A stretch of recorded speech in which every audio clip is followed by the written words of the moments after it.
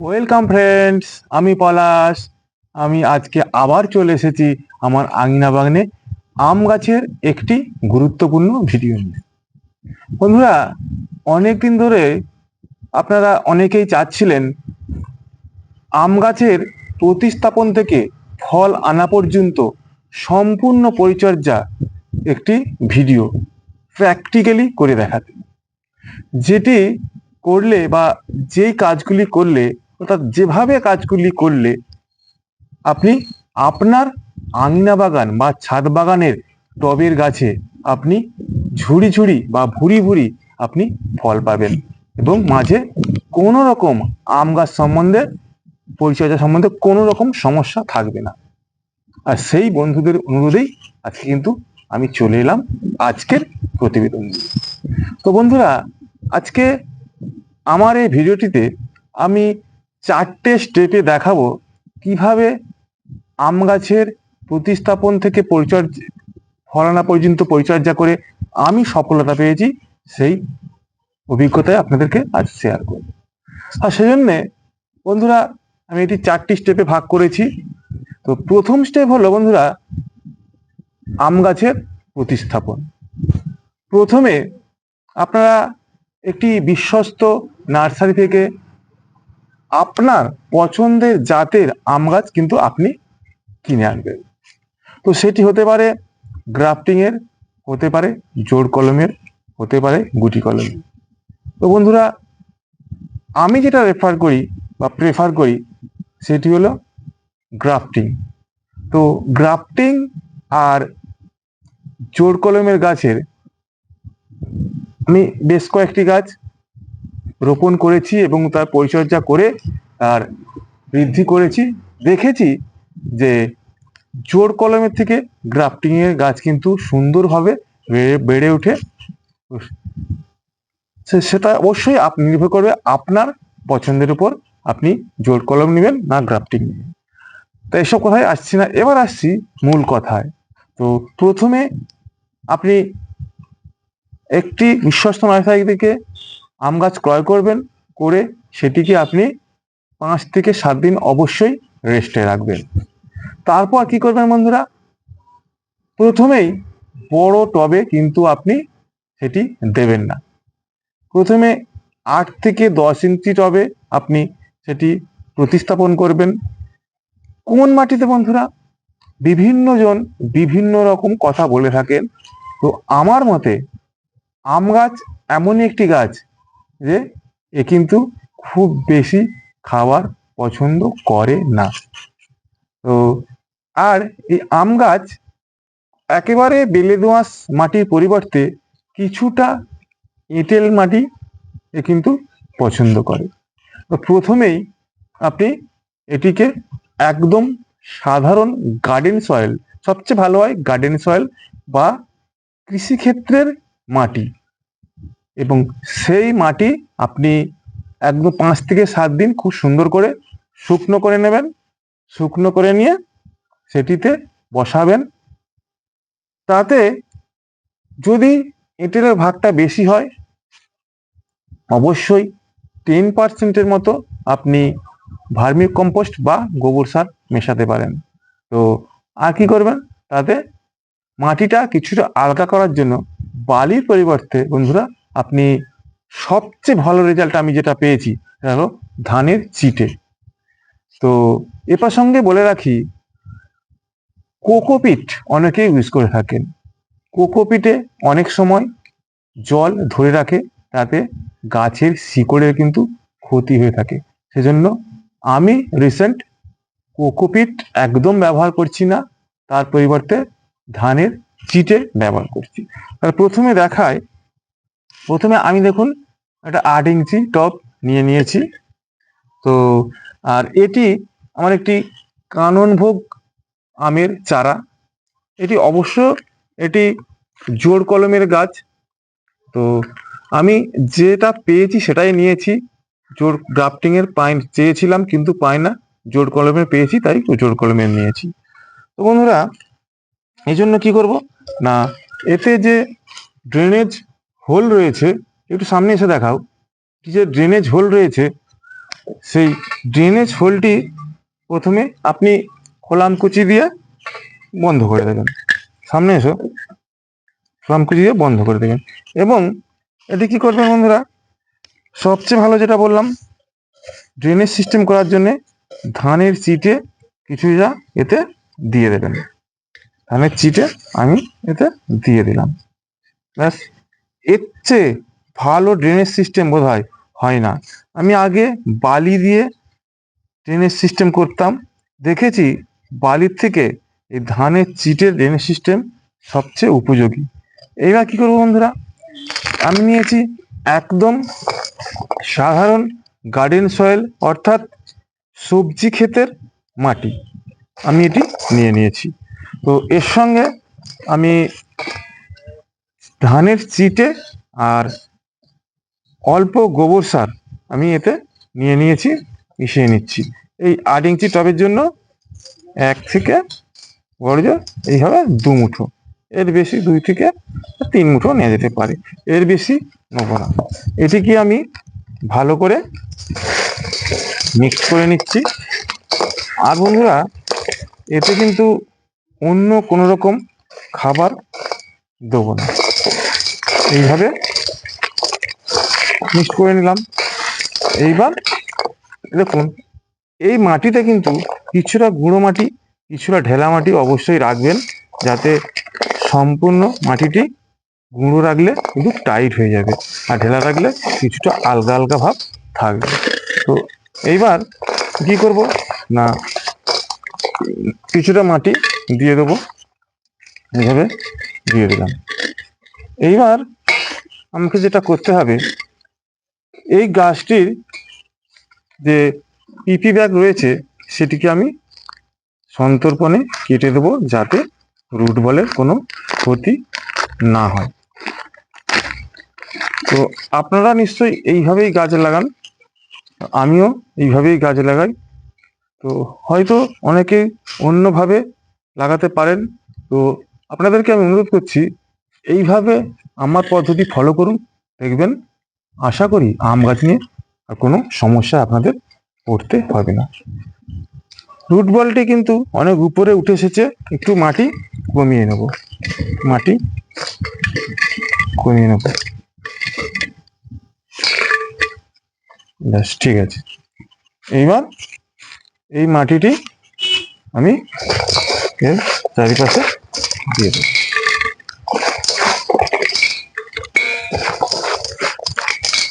গাছটি প্রতিস্থাপন করার সময় দেখবেন যেন সোজা থাকে, ওপরের ডালপালা বাঁকা থাকলেও নিচের গোড়াটি যেন অবশ্যই সোজা থাকে, ব্যাস একদম। এবার কিছুটা পুরো ভর্তি না করে কিছুটা ফাঁকা রাখবেন, যাতে জল দিতে সুবিধা হয়। এবার বন্ধুরা হয়ে গেল। এইবার কি করবেন, এতে এখন কোনো রকম খাবার দেবেন না। এই অবস্থায় আপনি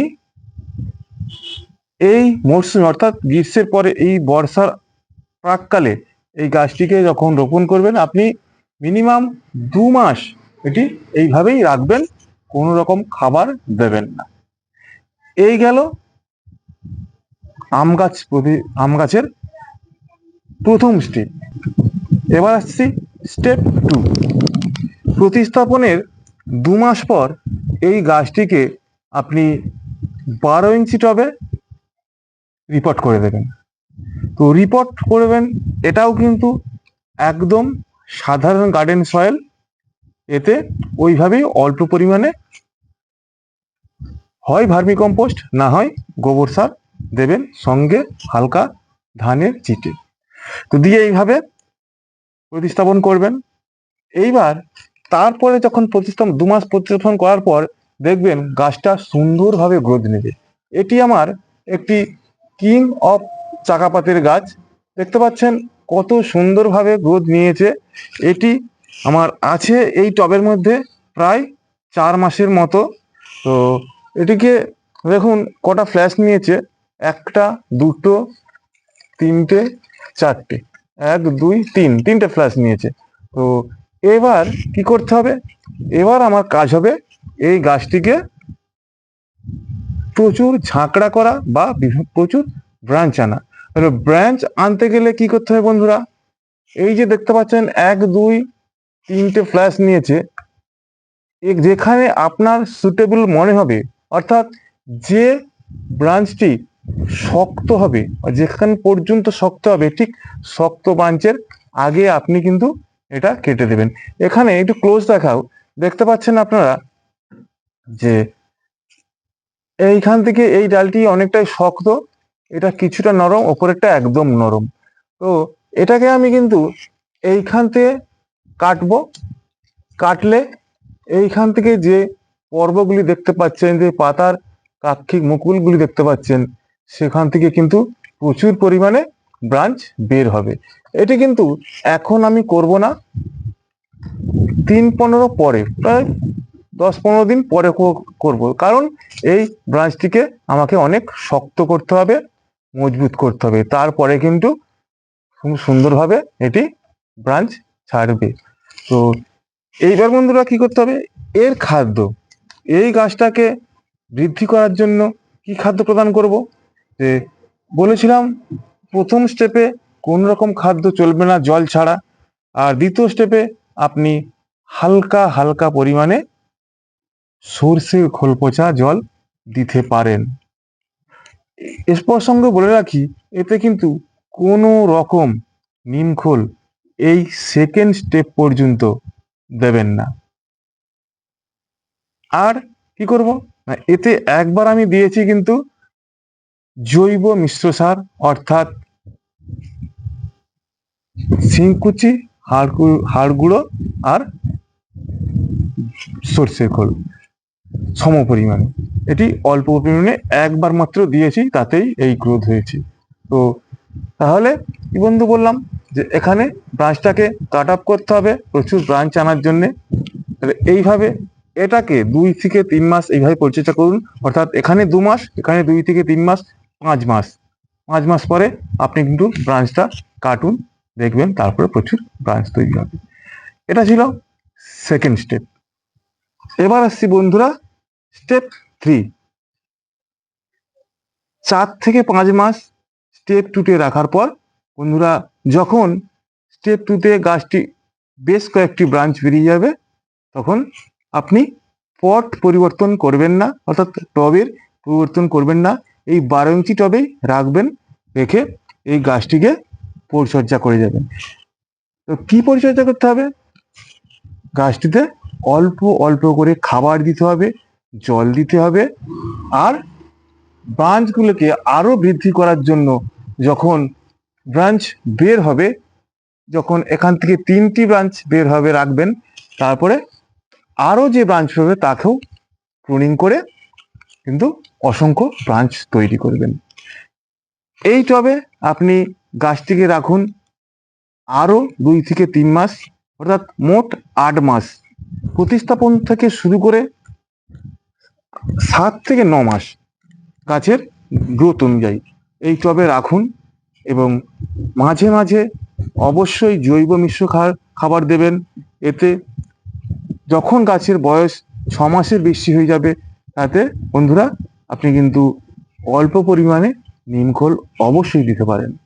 তো সঙ্গে সঙ্গে জৈব মিশ্র সারের সঙ্গে কিছুটা পরিমাণ এনপিকে 10-26-26 একদম অল্প পরিমাণে দিতে পারেন, এবং সঙ্গে আপনি এতে রুটের বৃদ্ধির জন্য আপনি কিন্তু সিঙ্গেল সুপার ফসফেটও একদম অল্প পরিমাণে দিতে পারেন।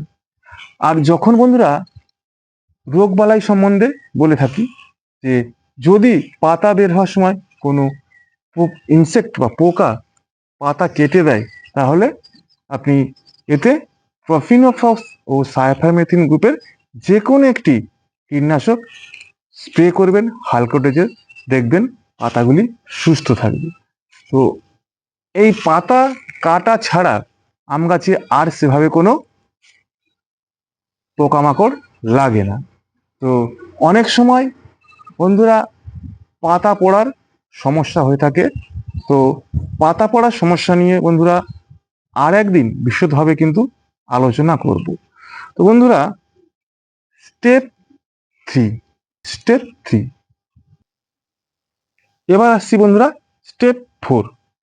স্টেপ 3-তে 7 থেকে 9 মাস পর্যন্ত রাখার পর বন্ধুরা গাছটি আপনি একেবারে 12 ইঞ্চি পট থেকে আপনি কিন্তু 100 লিটারের হাফ ড্রাম বা 200 লিটারের হাফ ড্রাম বা এই ফলের যে সবচেয়ে উঁচু ক্যারেটটা তাতেও আপনি কিন্তু প্রতিস্থাপন করতে পারেন। অর্থাৎ স্টেপ 4 হলো ফাইনাল প্রতিস্থাপন। তো এইভাবেই কিন্তু আমি এই গাছগুলো করেছি, যে গাছগুলি দেখতে পাচ্ছেন অসংখ্য পরিমাণে বিভিন্ন প্রজাতির আম ঝুলছে। তো এইভাবে স্টেপ 4-এ প্রতিস্থাপন করুন, এতে সমস্ত রকম খাবার চালু করুন। অবশ্যই সেগুলি অল্প পরিমাণে। আবারও বলছি, আম গাছ কিন্তু বেশি খাবার পছন্দ করে না। বেশি খাবার দিলে কিন্তু এতে পাতা পড়ার রোগ চলে আসবে। তো বন্ধুরা, এ প্রসঙ্গে আরেকটি ভীষণ ভীষণ গুরুত্বপূর্ণ কথা বলি। যখন আমরা আম গাছের ফলন পাবো, অর্থাৎ ফল আসবে, তখন আমরা জানি বিভিন্ন গাছের ফলের জন্য গাছে বোরন প্রয়োগ করতে হয়।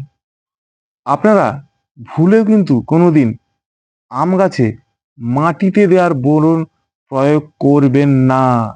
তাহলে কিন্তু সমস্ত পাতা আপনার কিন্তু ধীরে ধীরে পুড়ে যাবে, ফল ড্রপ হবে, ফলের সাইজ ছোট হবে, সর্বোপরি ফল টেস্টলেস হবে। তো বললাম শুধুমাত্র মাটিতে দেওয়া বোরন, কিন্তু অল্প ডোজের স্প্রে আকারে বোরন অবশ্যই প্রয়োগ করতে পারেন। এবং ফলের বৃদ্ধির জন্য, ফলের মিষ্টতার জন্য যে যে খাবারগুলি অন্যান্য গাছে প্রয়োগ করেন, অবশ্য এই গাছে প্রয়োগ করবেন। এবং যখন এই আমগুলি হারভেস্ট করে নেবেন, তখন কিন্তু পরবর্তী সিজনের জন্য এই আম গাছকে তৈরি করার জন্য আপনাকে অবশ্যই হার্ড প্রুনিং করে দিতে হবে। হার্ড প্রুনিং বলতে বন্ধুরা, দেখে আসুন কি দেখতে পাচ্ছেন। এই চিয়াংমাই আমার এই গাছটি বা সব গাছগুলি যে রয়েছে, সমস্ত আমের ভারে কিন্তু ডালগুলি ঝুলে পড়েছে। এখানে দেখতে পাচ্ছেন অসংখ্য ব্রাঞ্চ, 1 2 3 4 5 6 অনেকগুলি ডাল দেখতে পাচ্ছেন। আমি কিন্তু আমগুলো হারভেস্ট করার পর একদম এখান থেকে একদম পুরো হার্ড প্রুনিং করে দিয়ে এর মাটি কিছুটা পাল্টে দিয়ে তুলে ফেলে দিয়ে আবার নতুন করে মাটি দেব। এই ছিল আজকের আম গাছের প্রতিস্থাপন থেকে ফল আনা পর্যন্ত, আবার পরবর্তী সিজনে ফল আনার উপযুক্ত করার জন্য সম্পূর্ণ আম গাছের পরিচর্যা। বন্ধুরা, এইভাবে আপনারা আমার অভিজ্ঞতা মতো আপনারা আপনাদের আম গাছগুলিকে পরিচর্যা করুন, দেখবেন আশা করি অনেক বন্ধুরা যে আম গাছের ফল আনতে পারেন না বা পরিচর্যা সম্বন্ধে অনেক সমস্যায় ভোগেন, আশা করি সেই সমস্যা থেকে আপনারা মুক্তি পাবেন। যদি আমার ভিডিওটি দেখে ভালো লেগে থাকে, কাইন্ডলি অবশ্যই লাইক করবেন। এবং যদি কোনো গুরুত্বপূর্ণ মতামত আমাকে দেওয়ার থাকে বা আমার কাছ থেকে জানার থাকে, অবশ্যই কমেন্ট করবেন। তো আজকের মতো এখানেই রাখছি। তার আগে আপনাদেরকে অনুরোধ করে রাখছি, যারা যারা আমার চ্যানেলটিকে সাবস্ক্রাইব করতে এখনো পর্যন্ত পারেননি, কাইন্ডলি সাবস্ক্রাইব করে নোটিফিকেশনের বেল আইকনটি অল করে আমার পাশে থাকবেন। এবং যারা যারা অলরেডি সাবস্ক্রাইব করে রেখেছেন চ্যানেলটিকে, তাদের অসংখ্য অসংখ্য ধন্যবাদ। নমস্কার।